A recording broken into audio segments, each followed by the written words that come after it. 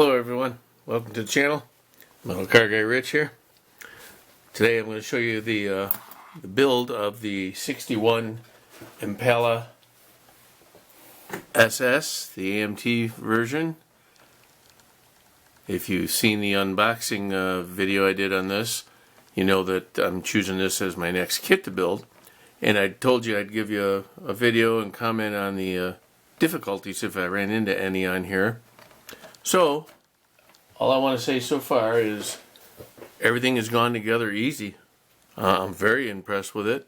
This is the engine here before I put some paint on it, of course. Glued all the parts together.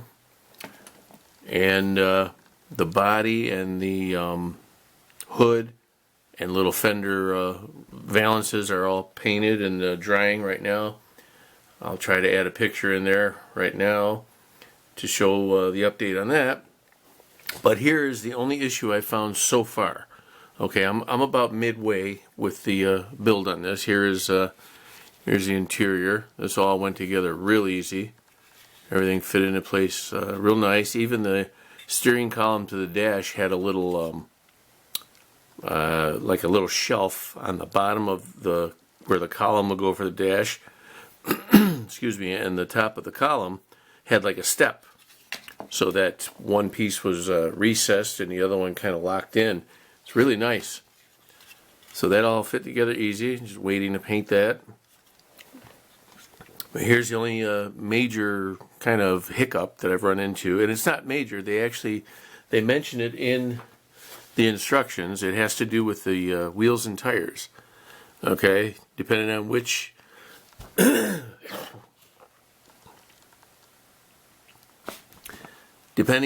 wheel set and tires you want to go with, they give you different options for these little deals for the backs. Okay, that fall down easy. That have this little plastic ring that goes inside of it. Okay, and that becomes the point where the axle lines up and hooks to the model itself once you're ready to do that part. Or you get the the backings that have just a hole in them. However, this part right here, oh, I've already done that one. Okay. Where's my little pointer thingy? Here it is. What was going on is you have to, in the instructions they show the rings, which are these things, right? And there's a little extra bump out there that would lock into the tire, or I'm sorry, to the wheel on this side. So each piece, this little piece right here, and the back of the wheel, this little piece right here, on the torque thrust style rims. I had, in the unboxing video, I called them Kragers, but they are actually torque thrust. Thank you to the viewer that mentioned that to me. I was like, oh yeah, that's what they were. So this little piece has to be filed off or sanded off, and all I've been doing, now I've already done this one, but I just taken it like this and put it down. Let's see, I think, yeah, I just set it down on a piece of sandpaper and basically just spun it around like that until it came completely off of there. Now it leaves a lot of dust, and you have to blow that off before you do any painting. And then the other thing that I noticed is the wheels, especially the slicks. I don't remember if the front wheels did it or not, but they only go one way, and the reason being is the actual wheel part only fits into the hole. See, it's real difficult to get into the hole here on this side, but if you flip it over, it pops right in, and then the backing piece pops right in, and it's nice and flush. And the reason we sanded down these pieces, the backings and the rims themselves. See, now this one, I didn't do this one yet. That'll show you. This one was already sanded down, and this one was not. You can see the little extra lip on this one. Actually, it's still a little bit on there, but not too bad. You just need to file it down enough so that when you put the wheels and tires together, they fit flush. And what was going on before is they were protruding outward from the tires and really looked goofy. They'd still work. You could force this side in, but then the tire and the whole wheel assembly would stick out past the side panels of the vehicle once the body is on, if you could even get the body on with the wheels sticking out. So that's what's going on there. Alrighty, I'll be back with more. Thanks for watching.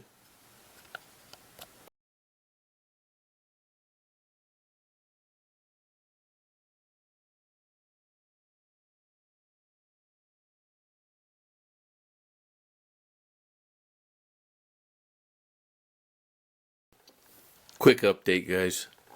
The 61 Impala is coming along nicely. I've run into no issues up to this point. However, the cross suspension part that goes on the bottom that holds the coil springs and the wheel kingpins, this actual piece is cupped like this, and really it should be like this so that it puts pressure down on, I don't know if you can see it in there real closely there. This right here is the kingpin, the steering knuckle, whatever you want to call it, and inboard from that is the coil springs. And they mounted nicely, but this piece here, let me see if I can show you the picture on the instructions. This piece right here is bowed kind of in the opposite direction that it could have bowed in. Would have been nice if it was the other way, because then you could clamp it down a lot easier. So I doused it with some glue, some cement, and I've got these 3 clamps on it, and I'm going to let it sit overnight, and hopefully that'll get it fixed. All that's going to do now is just delay when this video comes out. So instead of seeing it today, as I'm filming, you'll most likely see it the following day. Other than that, everything else is coming along nice. The interior's looking good. The rear suspension is decent. The engine's coming along nice. And there's a sneak peek at the body. Alrighty, back at the stick. Alright, so one issue I've run into is the fitment of the front windshield was a little snug. If you just set it in there, it kept wanting to pop out of where it sets in. So I simply put the glue down, and then I use this clamp here, and hopefully once that dries it'll stay in place. It wasn't real difficult to squeeze it in there and get it to hold, but it was more difficult than it should have been. So not a big deal. That's all part of modeling.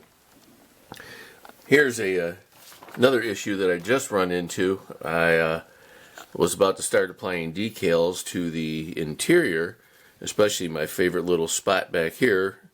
Some people have said that that's a speaker at the back seat, the little chrome thing, but I don't know that for a fact, and I mean, I don't know that it's not true. I don't remember it being a speaker. But anyway, I had originally thought that the piece was included in the chrome tree, and it turns out the chrome piece that I thought was actually the mount for the shifter that rides on the tunnel. So it's not included, but they do say in the instructions here, if you give me just a sec, I had it and I turned the page. Right here, step 11, put your side panels on your dash, that good stuff. And keep in mind now, also, the dashboard assembly was step 9, okay, if you went in order. I didn't, I did whatever. But put it all together, okay, put your interior together, and then glue the dashboard into the interior section, okay. Now just keep that in mind, I'll get back to that. Here they say they want decal number 13 for that little stainless trim or whatever it is, pot metal, whatever it's made out of, goes between the 2 seats of the rear, okay. So that would be right here. So they tell you decal number 13. Now I'm going to get this to focus, I hope. Here, let me set it up on that. Excuse me, guys.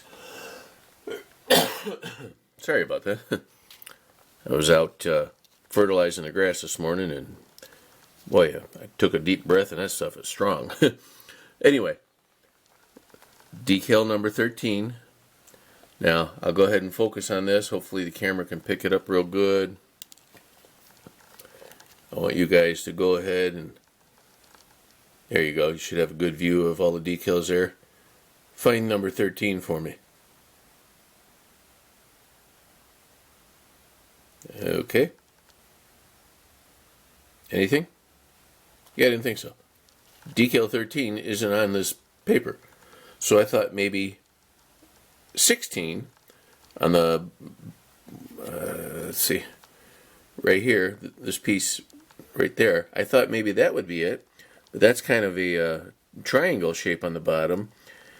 And that's not it. And according to, keep number 16 in mind, according to this, number 16, oops, number 16 goes right here. Okay? But number 16 on the decal sheet is this one. Number 17, which is the one that goes right here. Okay, that's the front grill. It's number 16. They're calling it 16. The decal sheet, it's number 17. And then number 16 is actually for the trunk over here. But because my windshield is drying and I just glued it in, I don't want to pick it up to check the size to see if it actually does go there. And they're calling that 17, which it's 16. So a little bit of confusion. Aside from the totally missed number of 13, everything else has been okay. But the other thing I wanted to mention about the dashboard is that once you glue it in, you glue in the, this is a handrail that goes on the front where the glove box is, a grab bar we used to call those.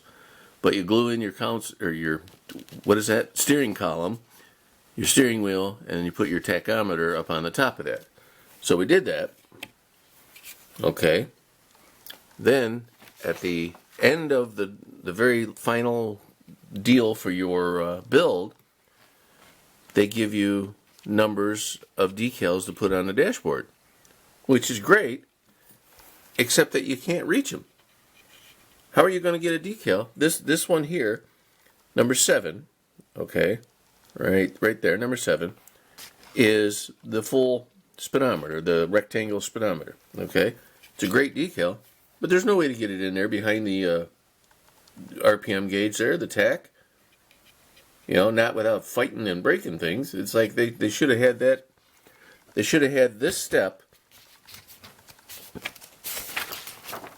over here before it got glued into the body and before you even put in your column and your steering wheel, which I originally was going to do that, and I thought, no, I'll be able to get it in, but yeah, joke's on me. I can't fit it in there, so I'm not going to fight it. So that's one less detail it'll be on there, but whatever.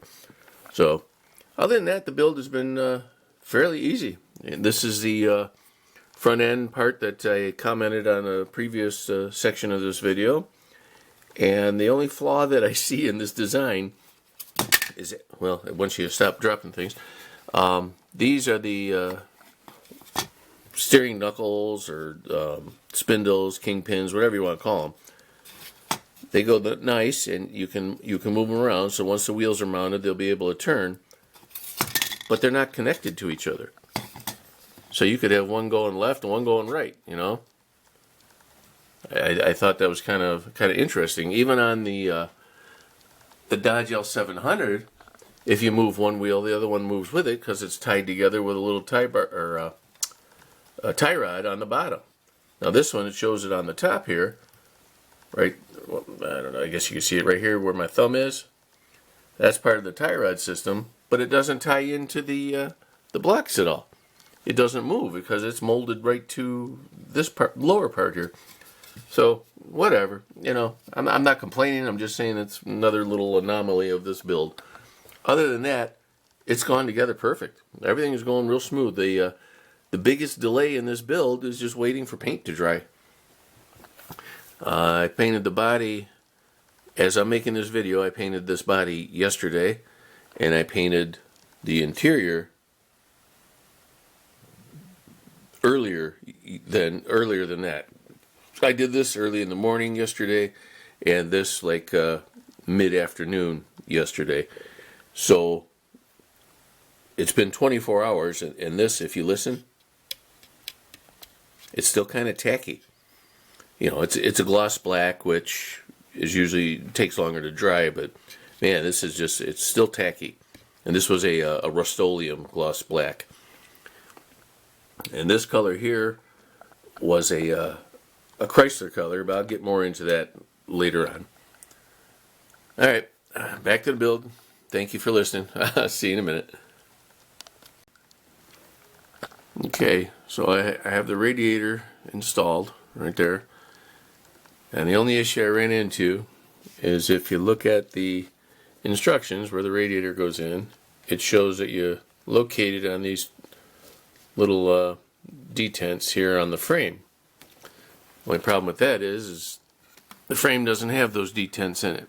If you look at it from the side, I don't know if you can pick it up real good. Let me, right there, you see that little drop off? That's not the detent for the radiator. That is where the front valance lines up with the bumper. So there is no detent for the radiator. So you got to kind of force it in there and set it flush against the body, and then you'll kind of know where it goes in relevance to the rest of the vehicle.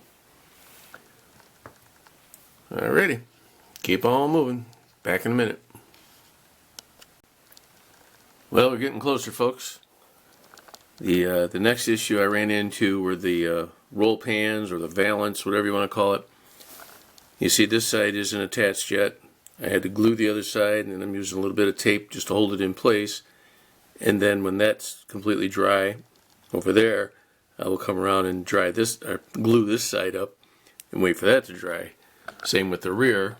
I did that one and then waiting on that to dry, and then the opposite side will get glued up after the first side is dried. The roll pan and the front and rear valance are just a hair long side to side.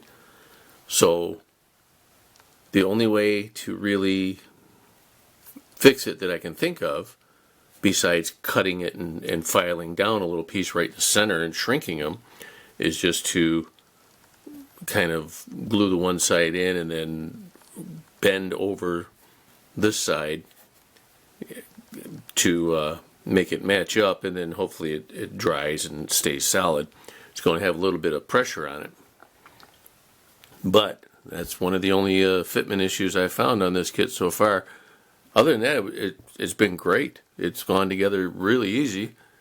I have the hood done there.